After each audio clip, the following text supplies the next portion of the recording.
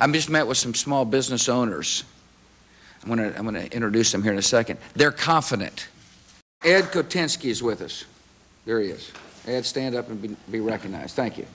He is from Jacksonville, Florida. He is from Jacksonville, Florida. I said, and by the way, he's got a business called Nationwide Equipment. I said, did you start this business? He said, yes, at my kitchen table. Sounds pretty American to me, doesn't it? You know how many small businesses have been started in at their kitchen table or in their garage? Thousands. By the way, people from all walks of life, too. Ed's one who did that.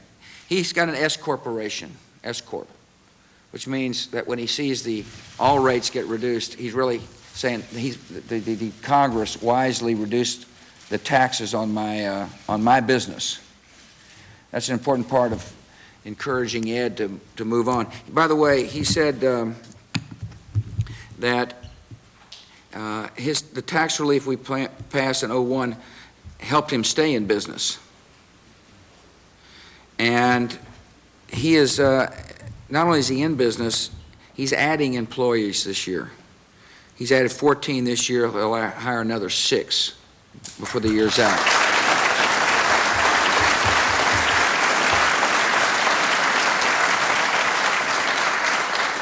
He's excited about his business.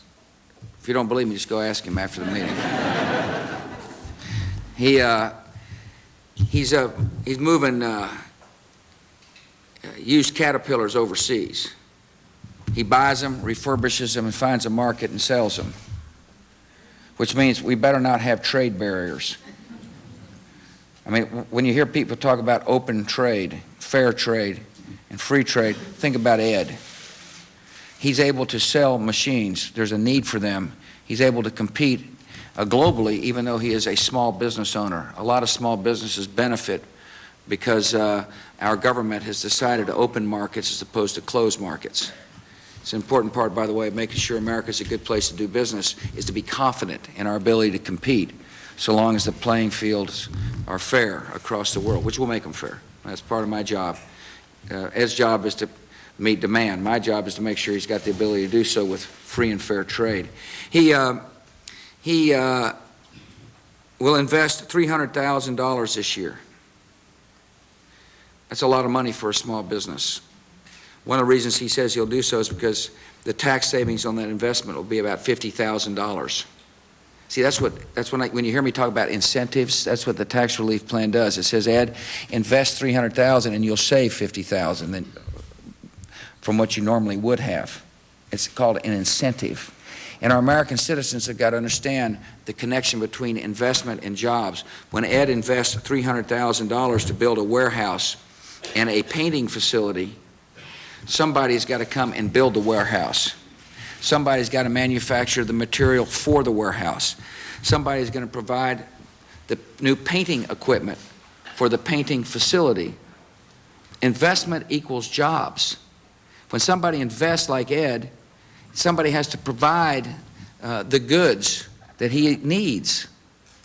And when somebody provides the goods he needs, somebody is working to provide the good he needs. And that's how this economy works. He says, with that money I don't send back to the IRS, I can expand right here. Those are his words.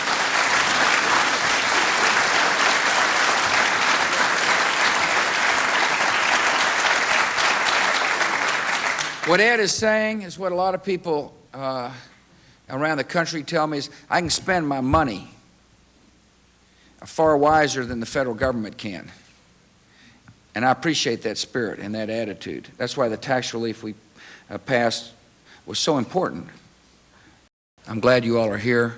God bless your efforts. May God continue to bless our country.